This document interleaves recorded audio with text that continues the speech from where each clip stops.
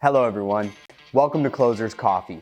I'm your host, Carlos Figuerella. On this episode of Closers, we're talking with the CEO and president of Dawson Racing. Dawson Racing has over 60 years of championship pedigree, competing in Le Mans and currently in the IMSA series. We sit down with Ian and Simon to discuss the business of racing.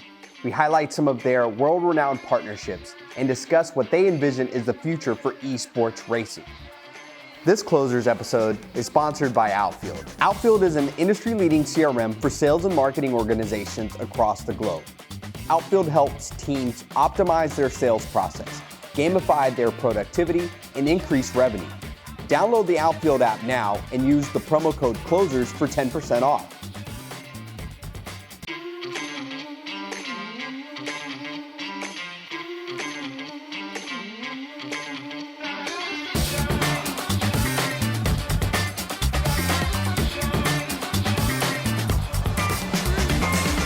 Welcome everyone. Super excited to have Ian and Simon Dawson, CEO, president, and welcome. Super excited to have you. Thanks for having us. That's great. Good Yeah. to be here. For those that don't know, competing here in North America in the IMSA racing series, doing some great things with some partnerships. But this all really started back in 1970. Was that correct? I actually started racing with a company in 1971. Yeah. 71. Wow. And so 1971, the Euro racing scene had to be quite mad. Tell us a little bit about how that started. Yeah, it is. I mean, I think the opportunity, at the time I was doing an apprenticeship, an engineering apprenticeship, and there was a racing team there, and I thought, yeah, okay, that looks pretty cool, I'll go and do that. So I went into the company and I was involved in, at the time I was learning to be a designer and in actually heavy commercial vehicles. But wow. I was effectively a fabricator, training as a fabricator, sheet metal worker. So started to work on race cars, and it instantly became clear that it was something that really excited me. And I probably learned the hard way when I was asked by the owner, which was a Ford company, that I ever go to a racetrack, and I said, no, I mean, I've been to look at a race, so do you want to go? Yeah, okay, yeah, that sounds good. Those words still resonate today, because immediately we worked a 24-hour shift, worked the weekend in the cold and the rain, and drove back. But the funny thing is, I still remember the windshield wipers on the truck with, and 4 hours later, I was back in a drawing office, and I thought, this is pretty cool. Yeah. So that was the start of it, yeah. And so I do remember, yeah, clearly, by going into it in a way by accident rather than thinking of it as a career path. Wow. Kind of give us a high-level overview of some of the accomplishments while your time in racing. Yeah, I've probably got a longer list of things I wish I shouldn't have done, but that's the challenge. I think when you go to events like Le Mans, people think, oh, it's great. I mean, just finishing is an achievement in itself. Sure. Like many businesses, it's a team of people. It's how you manage a group of people, how you're involved in a group of people, and you need one weak link in it, and usually that will cost you the race. I've been fortunate to finish the event 12 of those times, which has been great. Wow. Fortunate to have won a class there a couple of times, and some of the best ones were the runs to a non-finish, perhaps early in the morning, or we had one with Porsche where we had 1 hour to go, and we were on the podium, and we had quite a big fire, which Wow. cost the whole event. But so those highs and lows, I think, what you've got to take inside, and you've got to try and work with them. Yeah. So Le Mans is one. I mean, running in Formula One with Lotus was a huge challenge at the time in the 70s. Extremely risky business, very dangerous. We always joke it was often more dangerous off track than on track in the 70s. But you survive it. Today is a much more clinical world. You have to be far more alert about what you're doing. And I think you were mentioning earlier, it's the fine detail often, but it's also the big picture. If you haven't got the big picture, you can't do it. And also you must refine the attention to detail. So, being in race winning situations, it was always a fantastic thing to be involved in. But I often say it's not the individual, it's the team. And that's what we're trying to bring back some of that old thinking today. Definitely. It's not all about me, it's about us. Simon, talk to us a little bit about your athletic background and how that journey went for you. Yeah, no, it's I think it was my parents' effort to keep me out of motorsport, which ended up being the driving force to get into it. You can't do, I will do. But I'm tremendously appreciative of going to some great schools where I was able to get into a lot of different sports. A little different in the UK to America. You can play a lot of different sports there. There's a season for every sport. So we had athletics, then we had rugby, and we had football or soccer. But yeah, I really enjoyed rugby, really enjoyed athletics. And then they didn't do tennis so much at the school, but I went out and played tennis and ended up getting quite good at that. And, getting ranked in the county and the country and then world ranking and stuff like that. And it just kept going.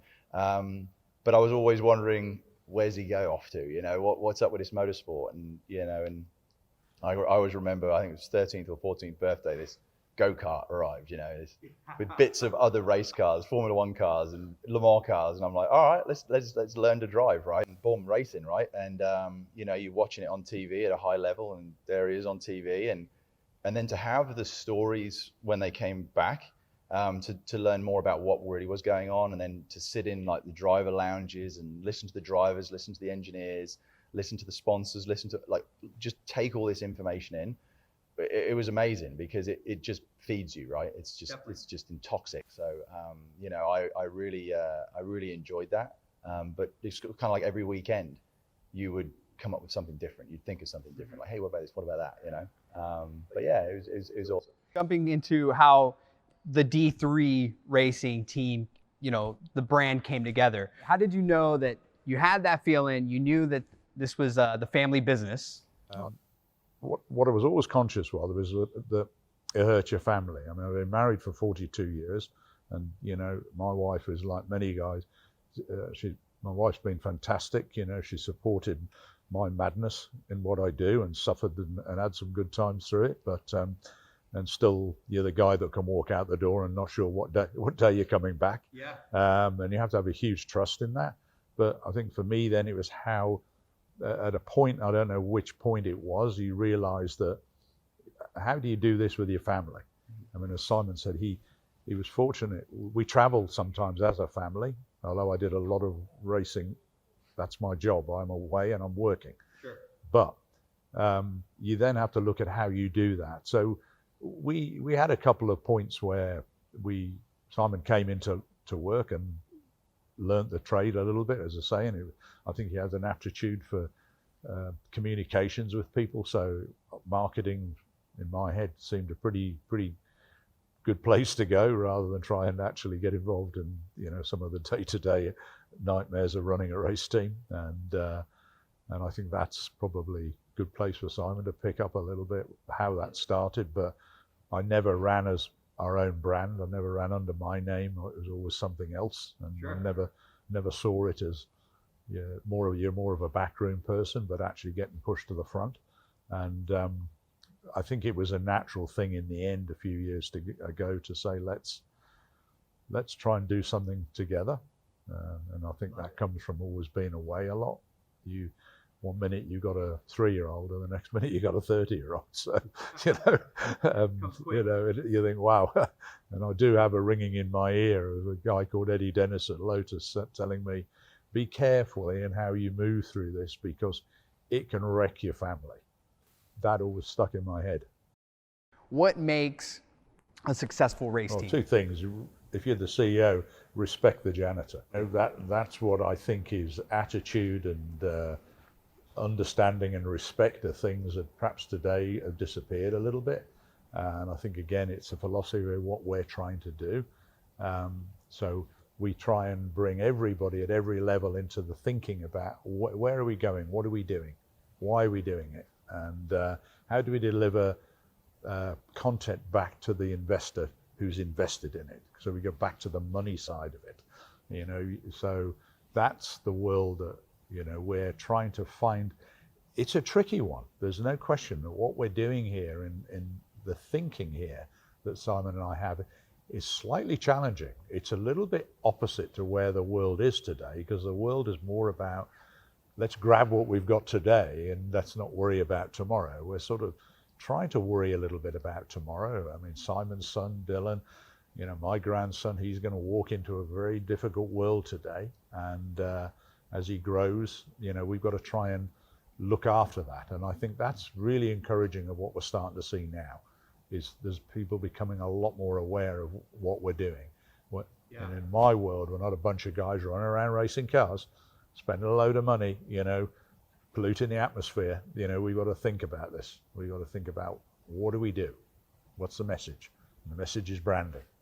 So hence, what Simon spends 90% of his day on, and that's how do we marry that brand awareness to the engineering, to the team, and how do we bring a lot of people together? And I think just to cap that is, it's really just getting a balance between all the components of a business, whether it's on track or off track, and also making sure that what you're doing is good for you, but it also reaches those that are sitting at home now watching it, or the privileged few that can kind of go and watch it on a track, And I think that's the big thing is making sure there's respect for everybody and everybody's roles, and and also understanding how hard it is to get to a track, because a lot of people just kind of go, we call them weekend warriors. They kind of go, yeah, I want to go with a race team this weekend. I'll help you with this, that, and the other.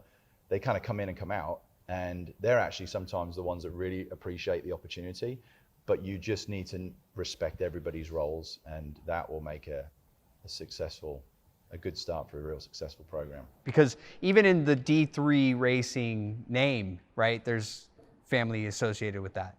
Yeah, right? we like Ian said earlier, it's we've never raced really under our name, because it's always about team. It's about other people, it's about the brands we represent, it's about the people that work with us. But when we thought about a logo to kind of hide our name to it, we really thought about, it's 3 pillars, right? We wanted, it's a strong shape. You got, all of these different things. Then we thought, well, there's this generation, and then my little fella. So I think that's kind of how we wanted that to bring together and try and marry an experience with the virtual world and a real world. So there's your 3 pillars, and that's kind of how we sort of came about it. And it was actually one of the gentlemen that used to work at Hasbro that designed the logo, which was really great because it resonated with kind of the audience that we're wanting to go to. Sure. So yeah, but it's every little step's life's about the journey, not the destination, right? Although when you get there, it's cool. And then you do go back onto the, we've mentioned it before. I mean, Hasbro is a lot of people have not understood the 2-year partnership we've had with Hasbro. And I mean, from what we've seen, is an incredibly moral company, and it's surprising when you look at the size of them.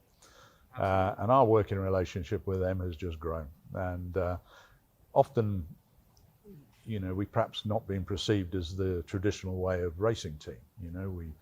We've made a couple of launches, and we've tested the water, and we've come back out, and we've looked at what we needed to do, and we reevaluated and gone away and had to think about it. And here we are, 2 years in, and face it, the world's largest crisis, really. And I think it's actually made the relationship stronger.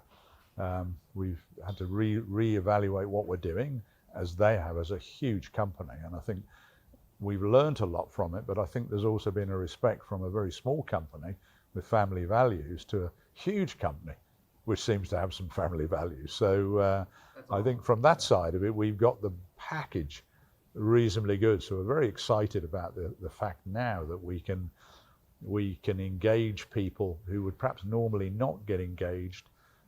As we see in spectators in all types of sports, going to be limited how they get there, having often the money and the funding to get involved, that you can, through the virtual platform today, people can feel they're really part of something. Really quick for our audience out there, you guys participate in the IMSA racing series. Could you give us a quick overview of what is IMSA, and for those that don't know much, share a little bit about those details. So IMSA's and it was basically to bring a lot of people who are doing their own thing together under a club. So it was managed, and I actually came and ran IMSA races in 1981 from the UK, with a car that we'd built and designed, and we were commuting. Did a deal with a company called Flying Tigers. It was an ex bunch of guys that came out of Vietnam flying freight about out of London, and I did a deal with them. Actually, we got free space and we sold space to somebody else.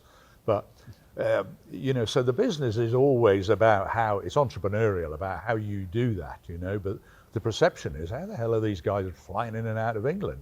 Well, I was actually selling space to other people, but actually twice travelled in the front where there was 8 seats, and you loaded the stuff yourself and got on, and so a lot of things from an IMSA point of view, they attracted people from around the world, and today IMSA is owned by the NASCAR series, so it's a much bigger demographics, very well run, one of the best championship runs I think in the world, very well respected.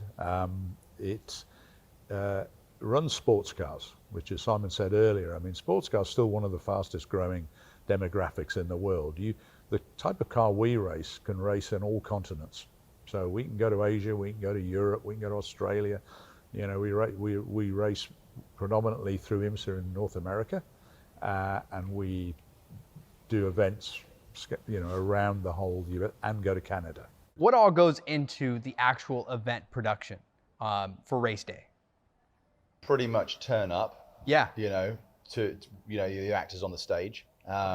IMSA would come in and prior would negotiate with all the tracks and pick the venues that we would race at. And a lot of that is pretty tricky because they're obviously negotiating with other championships around the world to make sure there's no conflict, because some drivers and some teams will do multiple different championships in multiple different countries. So that's quite a bit of a logistics thing.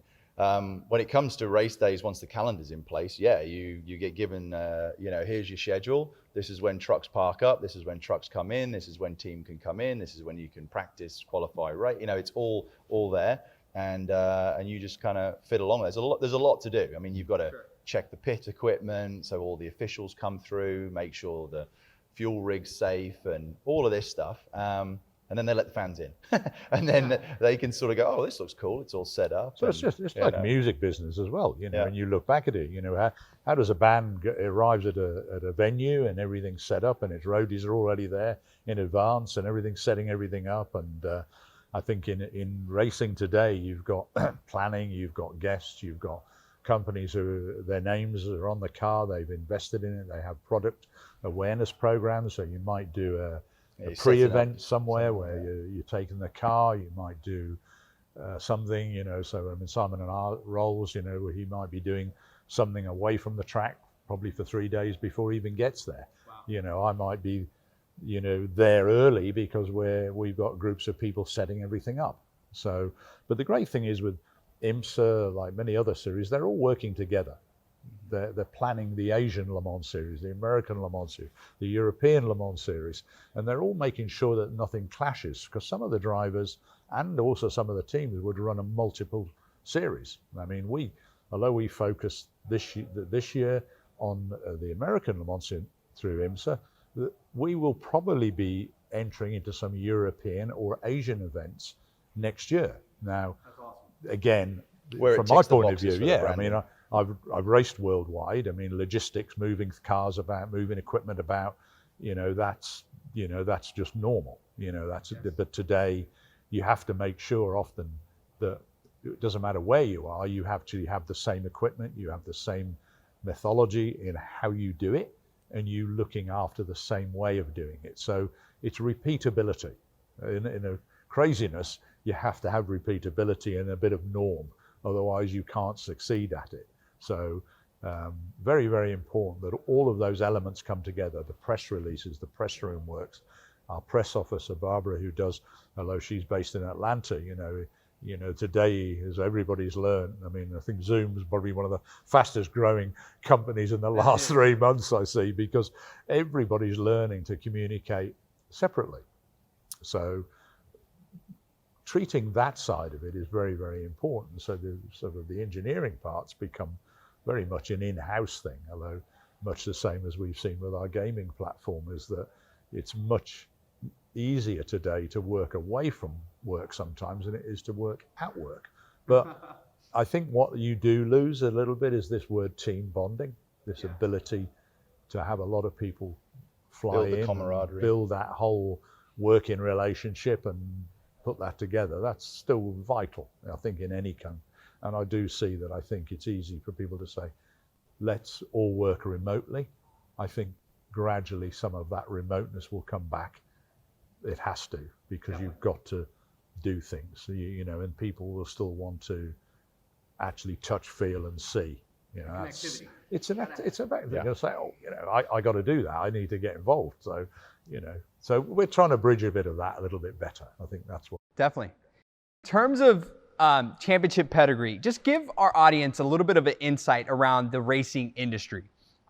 We see the flashiness, right, of the business, but what are some of, you know, operational costs? What are some of the things behind the scenes that really make the business of racing? I don't think anything's changed. If I go back over the years, I mean, it's like most businesses. It's driven by cash flow. You know, money. Gotcha. Money drives it, and you can be sensible with money. You can be wasteful with money. You can achieve success without a lot of it, but you're very lucky because you have to plan. So planning is the big thing. You've got massive elements. I mean, if you have to go out sports, I mean, I did cross-country running, so as an individual. Simon's was in tennis as an individual, but I've spent my life in a team environment. So now we rely on a lot of people. You know, if you're looking at today's world of a Formula One team requiring, you know, 300 million to operate, you know, it's a corporation.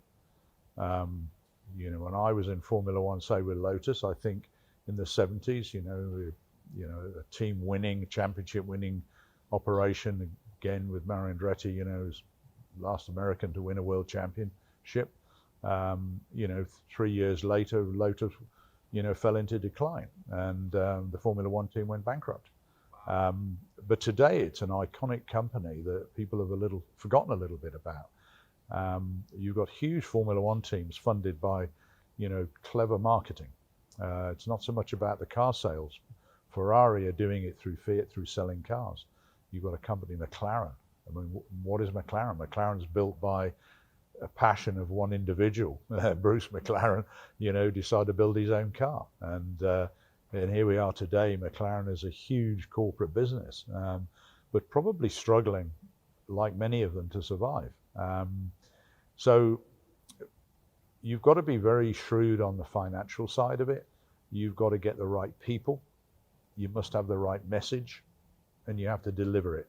And if you can get all of the things together, you've got a crack at winning a championship and winning individual races. So marketing and selling is extremely important to work in parallel with engineering. So this is where I think if we go back to the family values, each department must trust each other very carefully. And so I think Simon can bring you up to speed a little bit about, I think, where we've got ourselves, where is the vision? How do we find the budgets to go racing? You can do it from an individual's wealth driving the car, which is an area I've tended to not want to get involved in, although I have done. Or you look at it as a commercial business that delivers brand awareness. Sort of nail in a little bit on what type of racing you want to do, and looking at where the journey goes, you can really start to look at which brands best suit different things. And I think, you know, yes, we've never really gone down the sort of wealthy driver route to kind of have fun for a weekend. It's always been commercially driven. And I think that's, you know, when we really came together and it was like, right, let's do something with family. We need a family brand. So then we started to look at the brands that would kind of resonate with the message we're trying to, and back it up a little bit. So that's when we started wandering into toy companies and cereal companies and all this sort of stuff, right? I think that is tremendously rewarding because the team gets behind that, because when they go back home and they're with their family, if it's a brand that's in the home and it's something that's come from where they're working, that makes Sunday roast dinners quite enjoyable, right? Like you said, the partnerships, all of the things that go into those elements, because ultimately at the end of the day, the race is won a handful of people are remembered, but that experience is lifelong. Yeah. People take that. So You need to be then brought you've got closer. to bring, you then run back into the, there's nothing wrong. The world's full of people who've been successful and they choose a sport they want to do, and motorsport is an extremely adrenaline pumping series. So Absolutely. you know why lots of people do it, and there's a huge audience base who would like to do it. So we can jump into why esports today has become so good. It's different to a shoot-up type game, and it's morally more family orientated. But then you've got to look at education. Why do you race as a business? So you start to then look at the reason of what Dawson Racing is and what D3 eSports has become and D3 Racing is, and what future technologies are going to be. So as a small company, you go back to the technology innovator. Yes. And the technology innovator is very often what we call the squirreling world of the large company who can rapidly produce something. Some things work, some things don't. And so motorsport fits in exactly that space. So it gets involved in R&D, research and development funding. And also what we've seen in the modern world today, which is where we are, is how you bring in that awareness from a company that spends advertising dollars on engineering.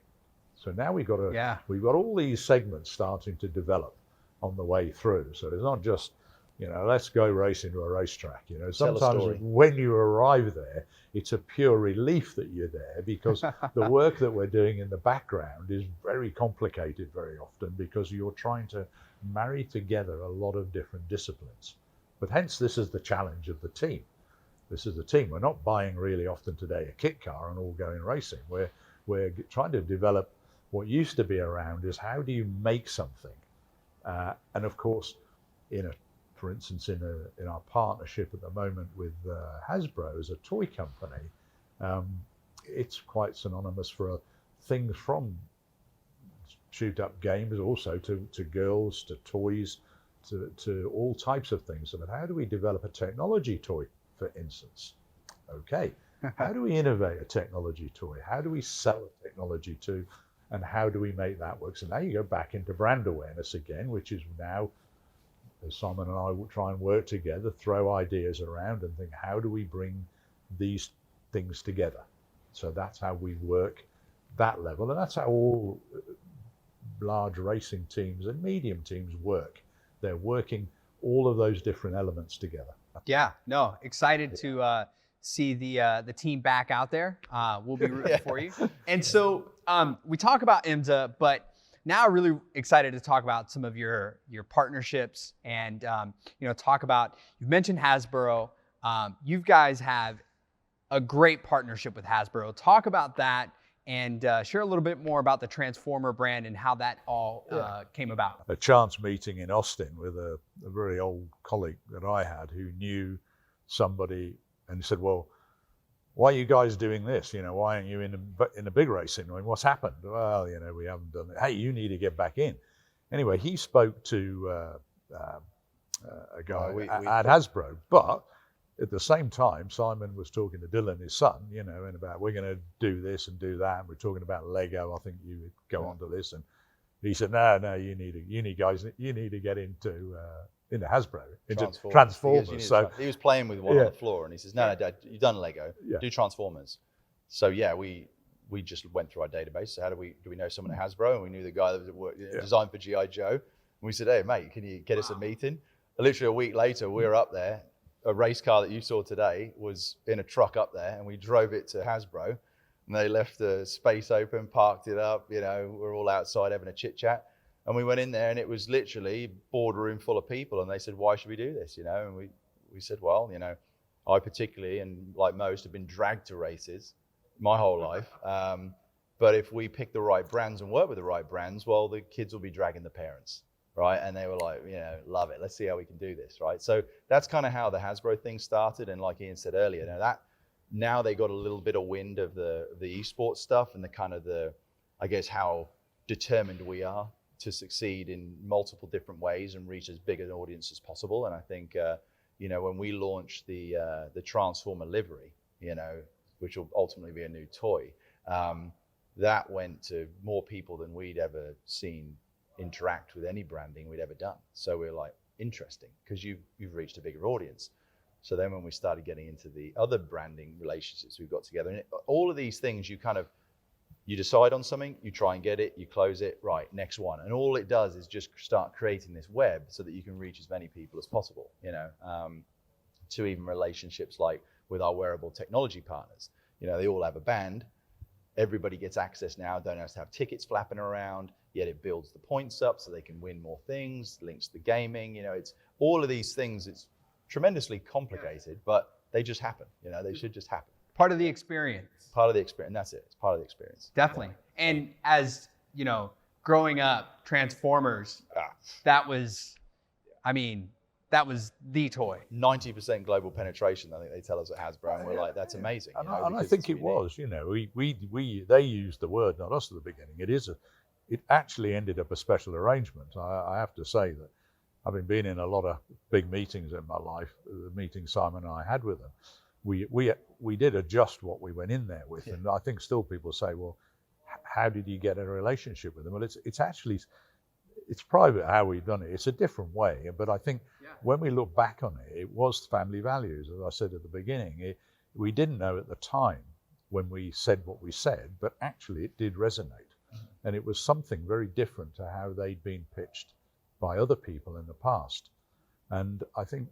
Well, we weren't pitching, we're coming from the heart. We were coming from a different way, and that's why I use the word pitch, because we didn't actually go in there, which traditionally, as you say, as businesses, people go in there with a pretty hard sell, and here we were going in with this quite, in a way, a softened down way of doing it. But it's actually been the nucleus to how, and the platform of how we've worked ever since. And I think, as Simon said a little while ago, we did this press launch, and we got how many million people? 82.5. Yeah, 82.5 million hits. Wow. Well, you had to sit back and think, and in my old world, you think, well, where did that come from? Where did that come from? Well, it came from people, not the traditional way of, we've got 100,000 people in a grandstand, or that doesn't make any sense. It came from a completely different route. So right at that point, we said to each other, well, we need to look at something. This came from online. Well, I'm still the guy that, raced in Formula One with no mobile phone, no computer, nothing. Yeah, I am engineering computer literate, and in everything else. But so you adjust. But here was the light bulb on, and this was 2 years ago. We need to get into this esports, whatever, or sport online. So that became, I think, your life for the next year of really understanding how that worked. But as we've seen, that's a moving target, and we've been a moving target ever since. But in the end, you have to make it happen. In funny worlds, we're a lean company that's small, able to adjust, reaction, not monstrous overheads, and it's allowed us to actually keep looking at another part of how our business works, which here we are today, three things coming back together. So we have three businesses, D3, all arriving back with the same journey focus. And that focus is sustainability, families, everything else going into it. So, I'm very pleased where we are. We've just got to go now. Well, you're visionary, right? He's visionary, right? Yeah. And now it's all in house. So it's about doing it right, doing it with the right values and the right partners. I mean, finding the right partners today is, I think, is a challenging thing. Is to find the right-minded thinking people, because a lot of people think you're slightly crazy in what you're doing, but visionary is a thing. And then other group but the general investor doesn't want to take the risk. They want to see it happen. Of course, what we're going to see in the next month is it is going to happen. And I think you can't wait for that. That is the moment of truth. Yeah. At what level? I don't know. But, the main thing is it's an enjoyable level. It's quite complicated in many ways, but the guys have got a good handle on it. I think, everybody that's in our system, has really risen to the challenge, and I think that's enjoyable to see. I think the big thing as well is that the real race car, the Transformer, it has to tell a story, and you can't just whack a brand on there that doesn't fit in line with it. So, you know, there's companies in there that are talking about sustainable materials. There's a cybersecurity company in there, which even they were trying to promote, you know, all these new businesses and what they're doing with conferences, and of course everything then stops, and they're like, oh geez, now what? Well, then you start creating, well, why don't we do something with STEM, our STEM partnership, where you can help people get jobs in the 3.5 million jobs that are created in the cybersecurity space in America alone. Wow. So, you know, you just kind of evolve this. So when people look at that, they're like, wow, that's cool. It's telling a story. But yeah, the esports bit, which I know we get to, I mean, it's kind of the last little glue, right, of what we're doing, and who knows where it's going to go, right? Absolutely. No, I think, and I'm excited to get there. And so talking about partnerships, the last one, this is really the one I'm excited to talk about, the Audrain Concourse. Talk to us about, you know, your experience there. Simon, you and I were chatting kind of while you were headed down there, and then we connected afterwards, and I was just blown away. I never heard of this. You know, I assumed I knew a little bit about cars, but this is essentially the Super Bowl of cars. Tell us more about the Audrain Concourse. That was a big eye-opener for us, for sure, like when we were on the phone. And, you know, we met them a couple of months, if not a year prior to that, and heard a little bit about them looking at setting up a new concours, which that was the first year they'd ever done it. The location's perfect, you know, in Newport, Rhode Island. Audrain obviously has a great automobile museum as well. Great demographic in there, beautiful time of the year, all the rest of it. We first loved the idea of the museum because we were thinking education. Then when we thought of the concours, we thought, great, bunch of people showcasing their cars. Obviously, we've run many of our cars over the years up the hill at Goodwood in England, so the Festival of Speed. Yep. You know, many years old, that one. And then you've got Pebble Beach and Amelia Island and all these different ones that are in the States. But we really like the idea to support it. But they also, I mean, all right, it's based at the Tennis Hall of Fame as well. So I got motorsport and tennis. So, love it. So we were like, yeah, let's do this one, family trip. But yeah, we took 2 simulators up for them. They'd purchased 2 simulators. I'd kind of got them on the idea of, well, wouldn't it be cool to people coming into the museum to be able to drive these different cars? And they're like, they can do that. So we showed it, we delivered 2. And then we let them know a little bit about our esports platform, and that, you know, they could obviously pick the guys then coming through, girls come through, link local schools, all this sort of stuff. But we went up there. Jay Leno was doing all the bit, and you know, they had such, I mean, every manor had a different manufacturer.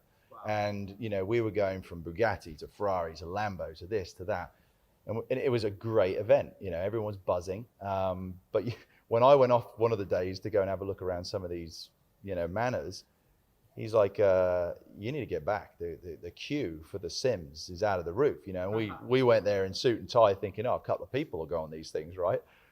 I turned up in this room, and they're actually in one of the tennis courts, so where they had like 5 tennis courts, and the line was out the door, and he was, you know, like, get in here, you know. Yeah. No, that you know, we had 2 simulators, just people queued to go on them. Yeah, it was mad. So that really was the last piece for us outside of doing something here at the Cannon when we saw what an esports event was about. Sure. To going now and linking, kind of almost starting to link esports or simulators with racing, with cars, with that we were like, okay, this is an interesting path. But no, they've been fantastic. They have a really good group around them down there. They've actually employed a team of people to manage the simulators. And then we've linked up local schools to them as well. And yeah, really cool. So excellent. That's awesome. Yeah, I've watched videos, seen some things around just the experience. Yeah. You mentioned Jay Leno. I saw John Legend did a concert.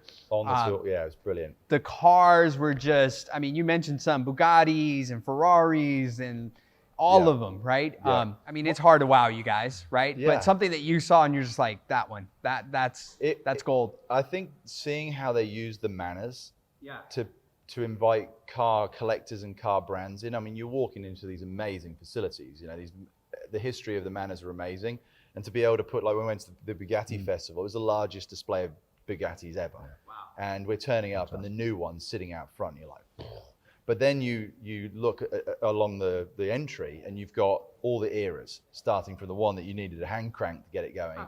And you think, I mean, you can't even put a price on these things. Again, and then you walk in the room. It showed history, that was pretty didn't cool, it? Yeah, it showed history, and that's what people, I think, forget. Things don't just appear. There's there's a reason, and you know, I'm actually I love Bugattis. I think some of the early Bugattis are just pieces of art. They are, and when you see them, like Simon said, it is just unbelievable. Yeah. And in a setting that it really is benefits for, you know, is fitting for what they do. It's fantastic. Yeah. Great place. No, they nailed it. Year one, I mean, nailed it. You know, we were going to go back again and do it. So we'll see what happens again this year. Sure. But yeah, I think now things have evolved. It was really good. But yeah, the Bugatti one for me was pretty impressive. But just the movement of people. I mean, you know, with events, it's like you don't really know how you're going to get them to places, how they're going to see it. Because it was so stretched out, they got such a great experience of everything. And yeah, no, it fits at a good time for us right at the end of our racing season before you start wandering off into other countries. So it kind of, you know, for us with Goodwood, you'd finish Le Mans and the car's like dirty as anything, like it's grimy, like don't clean it, right? And you take it to Goodwood and it looks all dirty and people are like, man, you drive the car, like it's that dirty. They can't believe there's that much junk on it. Sure. So the same thing can happen now with Petit Le Mans, with the Hors Drain, because it's right after it. So I think, again, it's another family event, right? It's another opportunity to bring the families together, build memories, and position some of the branding associations we have together. So it was great, really exciting. Love it. And so, you know, you talk about the racing sims that you've brought to the Hors Drain Concourse. Yeah. Talk more about, you know, this vision for D3eSports. Yeah. And for our audience, share more about, you know, what they can expect from you. Yeah, no, absolutely. So D3eSports, in essence, was created as another marketing arm, actually, of our racing program. And the big thing initially was, we see where esports is going. I don't know enough about it 2.5 years ago. So I thought, well, you know, we got chatting about it and we thought, well, yeah, we've been using simulation in racing for a number of years. Drivers get to learn the tracks and now you can make changes on the cars and they actually get to test before you go there. So therefore less running, better on the environment, all of that sort of stuff. So link local schools, here, have a go, you drive it, right? So, you know, it was pretty cool. But as I got more, like Ian said earlier, I buried myself in this to really understand it. And once we kind of got into the nitty gritty of that community of esports, which is largely based around the shoot 'em up games, it was a lovely crowd of people, just really humble, passionate people. You know, all in this, it was almost kind of like this underground scene that we were like, well, what is all this going on, right? Yeah. It's so techie. You know, a lot of them are coming out of school with degrees or businesses and all of this stuff going on. And you think, what a great crowd. But as you start to, like when we brought the simulator here, when this was a very different place, and seeing how many people wanted to get in it, it was great, right? So in essence, that's every week, every month, every year, it's kind of developed and evolved to us really now saying, well, if we have branding on the real cars or in real sports, they also get the opportunity to present their brand in the right light within our esports platform, which is giving them a team in our esports platform and letting their fans, their staff, their colleagues, their clients all try and win to represent their brand in this race. And obviously we've built this with Chris and the team at Mainline, which was great, because very much gamers, we're very much racers. And over the year, 2 years, we've kind of blended in the middle to create, I think, a very exciting platform which really does marry the two. And I definitely see us every 5-week tournament series now potentially having a title partner which says, well, we're powering this because this is what we're doing and this is why. And then underneath that, you have all these teams that are all, you know, trying to win their own spot. And what we're also going to throw out there is the winner of some of the categories in our championship, the winner of the virtual championship, they actually have the opportunity to win real branding on the Transformer. Wow. So it's kind of like, why are they there? Well, they won it through what? Esports. What the heck is this all about, right? Yeah. So it's another way to kind of spread it out. I think it's nice that, you know, we came here to the Canon originally right at the beginning 2 years ago and did that. For me, that was the eye-opener to a community about how this whole game, watching people playing, passion. and I stood and watched the 4 teams playing in 4 different countries, and then looking at the simulator and going away. And I think from that, here we are back here at the Cannon, 2 years later with it done. Mainline have grown from this and become a leader in the world of what they're doing, and we're doing that with them. That's about business partnerships. That's about how you develop relationships long term and not just jump in and out of agreements with people. And that is, I hope, where we are now at the beginning of this new world with esports in education. What is next? What are you guys launching, and what exactly will that entail? So we'll have 8 teams, 2 drivers in each, 5 weeks of different races, different track every week. And then the goal at the end of it is really just to sort of showcase that bridge between virtual and real. So we wanted to really create something that was grassroots, something that is really attainable for all. Again, back to this family, you want something that wherever, the lower the barrier of entry is really the key. Absolutely. So that really led us to why we partnered with Microsoft. And back in 2007, we won American Le Mans Series, which is what it was called with IMSA back then, before NASCAR bought it. And we had Forza 2 on the car, an Xbox. Wow. So that relationship's developed. And then when we launched the Transformer, Ian and I met the same guy again. And we thought, you know what? When you look at business and you look at schools and anything, Microsoft's everywhere. They have Xbox, they have Forza. Graphically, it's come on leaps and bounds. If we want to be sharing data from real cars and offering it to enhance the experience virtually, what a great way. The cloud-based systems are already in the schools through Microsoft. So boom, boom, boom. Every box was getting ticked, right? Yeah. So I think as much as it's a competition-based platform and showcasing brands, it's fun, it's interactive, it's for everybody, and we'll just keep evolving and see where it goes. Yeah, and bridging that gap, you're using obviously Xbox, which has a huge install base, right? As you mentioned, you're lowering the barrier of entry. Yeah. There are all levels of competition on Xbox, right? You've got it there, and that's really for us, as Simon said earlier. I mean, what we're seeing is the professional end of it. Everybody's buying very expensive simulators. It's left out the ability of exactly what we're trying to do to go in. Whereas a lot of people say, oh, you're using a Forza platform. Well, the Forza platform was more attainable for lots of people around the world, and they can progress into the next route. So we need to see that progression, because it's education, and it's just why you go to school or college or anything else. You start at the ground roots and you work through it. So you do exactly the same thing in motorsport. You start in a go-kart or something and you work your way up. You don't just jump into Formula One or NASCAR. You have to start somewhere.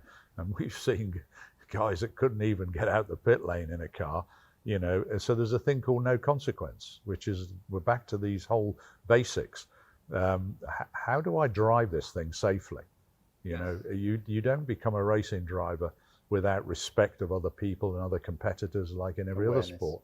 So this has had a lot of thought put into it, and we really hope that, like Simon said, as the real world of racing goes back together and all the professionals now get back into this just keeps growing, their day job, our business model will be able to come back. And we were saying today as well, what's been really nice with all this been going on is you've got, generally mums and dads don't know so much about gaming. No. And they're going, well, Don, what are you doing in your bedroom? Well, actually there's a lot going on there. And one of the things I loved about motorsport was the diversity of it. Was so many different industries all working together. And I think esports has really, pumped this thing up and exposed it to just a whole nother world. And I think that then gets into, okay, I'm growing up, I'm just about to go to school. What starts to build this passion to do something, right? When you're then going through school, what classes do I enjoy? Is it because of the teachers? Is it because of where it's going to take me? As you then get into university, all right, where am I looking at a workforce? Where am I going to have a career? What's passionate? And I think if we've got these steps all along the way, we're hoping as well with all these different companies that are presenting themselves in this esports platform. They're also at the same time looking at recruiting. They're also at the same time getting their, you know, like you look at oil and gas here. I mean, who'd have thought, hey, yeah, I want to go work on an oil rig. But if you've got a company out there like, what's this name? Oh, let me go drive in that team. Now I learn about it. You know, so you don't go through 4 years of college going, what am I going to do? When you get to college, you go there because more people know what they want to do. And I think this, again, I think is going to be beautiful, what esports can enable us to do and companies to do. It's a bit mind-blowing, actually. Yeah. It's cool. One thing that I'm really, you know, excited about is gamification in education, right? And that is esports in its core, right? It is competing and bringing that competition. But, you know, STEM, esports, I see there being so much synergy.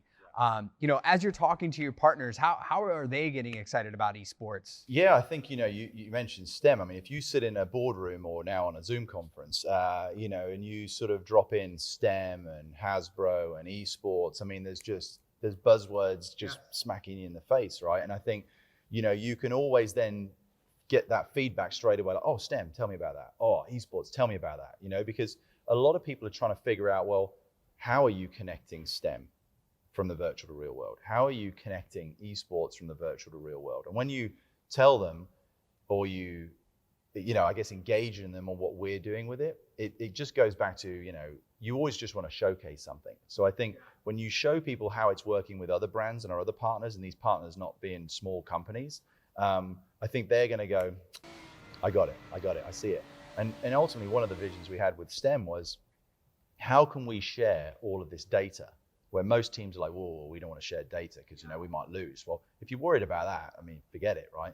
So I think if we can share that data and put it into schools in a well-structured way, I think we're looking pretty good.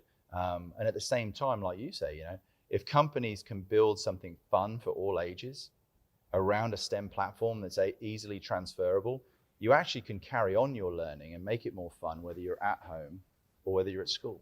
I mean, I've seen it with my little one. He's not at school. He's getting done with class by midday, and he's not got anything, you know, he's getting very high scores. And it's because now he's like, right, I'll do this.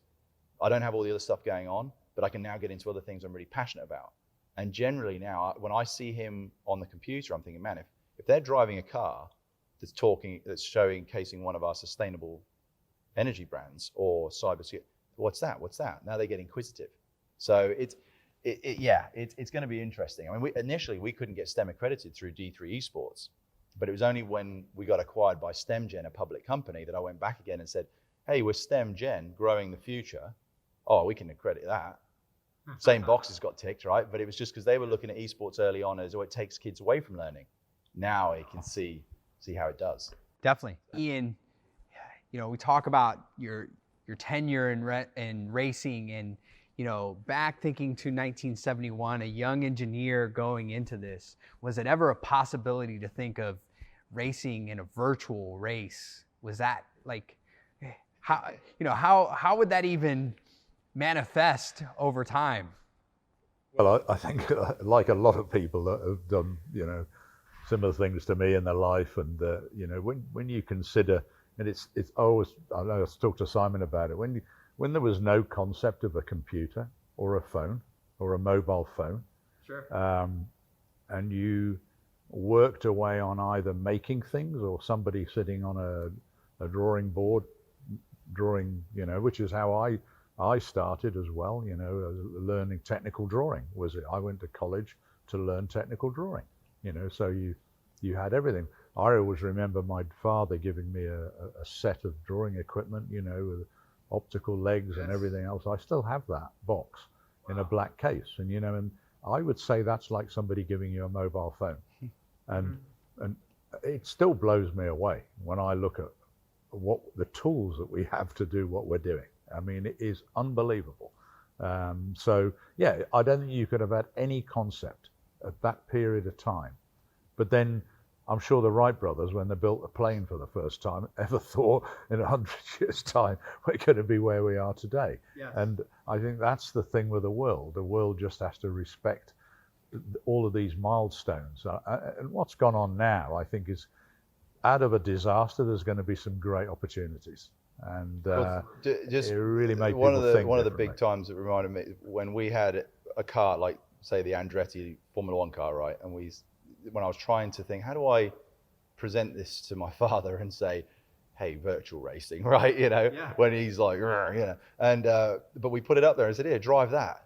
And it was quite emotional, wasn't it? When you first were like... it is, and I think it's interesting that Mario at 80 went on a simulator up against a lot of the indie guys, and I can only say a sportsman like him, who are multi-talented, multitask. His son runs the Andretti business, and there is a sort of a dynasty going on there. And but you look at technology. I was involved with Ford's projects out of Detroit for about 7 years, and that was full innovation, as we were mentioning earlier on, and early carbon fiber before we're talking about hemp.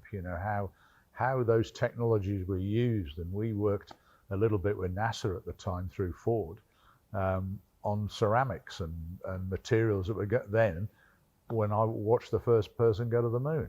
Which now you can experience all those different materials virtually. You just have to think what you're doing. It doesn't interest some people. Some people, that I don't care about all that stuff. To me, it's still fascinating that. It's like when you use the VR the first time.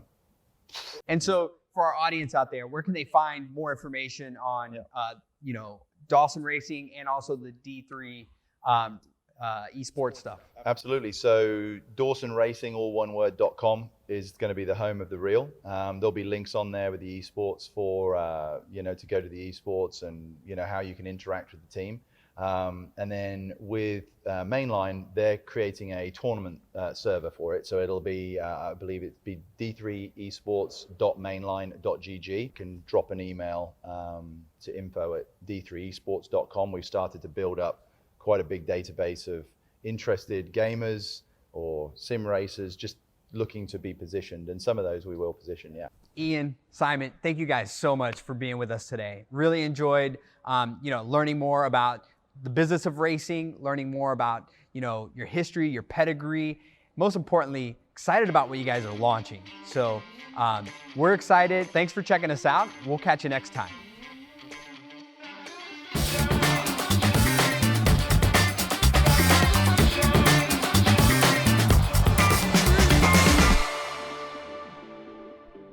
Hey there, thanks for checking out the Closers Coffee YouTube channel. Make sure to follow us for all the latest Closers content. Please like, comment, and subscribe for more. We can't wait to catch you next time.